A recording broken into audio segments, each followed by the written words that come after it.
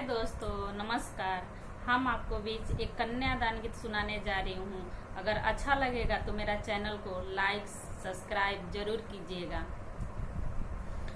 छोटी चुकी से पोस के सयान कइनी पापा जी, छोटी चुकी से पोस के सयान कइनी पापा जी,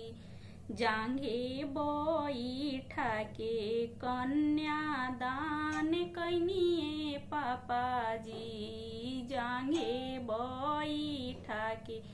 कन्यादान कइनी पापा जी, आपन जान जलावा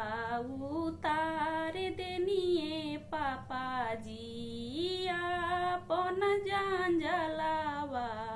उतार देनिए पापा जी, हम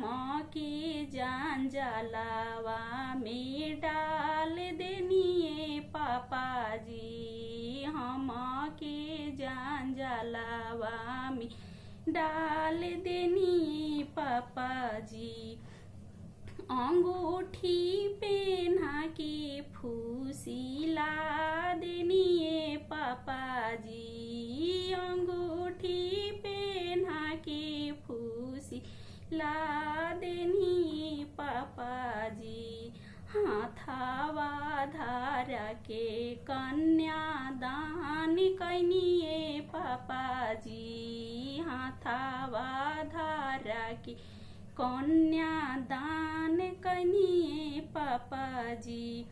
आपने आसरावा छोड़ा देनिए पापा जी, आपने आसरावा छोड़ा देनिए पापा जी, दूसरा की आसारा धारा देनिए पापा जी, दूसरा की आसारा धारा देनिए पापा जी,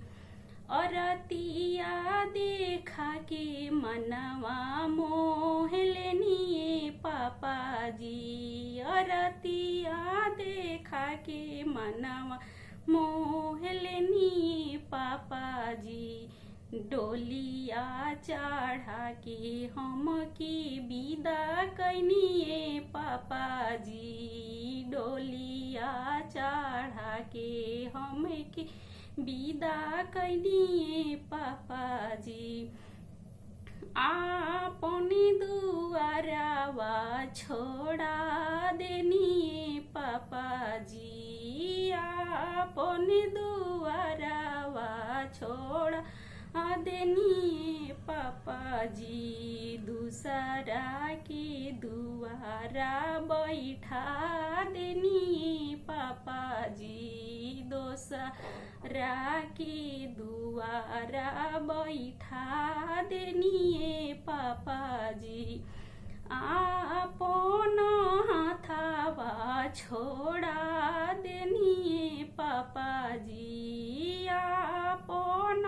हाथावा छोड़ा देनिए पापा जी, दूसरा की हाथावा धारा देनिए पापा जी, दूसरा की हाथावा धारा देनी पापा जी, छोटी चुकी से पोस के सयान कइनी पापा जी, ई छोटी चुकी से पोस के सयान कइनी पापा जी, जांघे बैठा के कन्यादान कइनिए पापा जी, जांघे। हाय, अगर हमारा गीत अच्छा लगेगा तो दिल से लाइक कीजिएगा, शेयर कीजिएगा।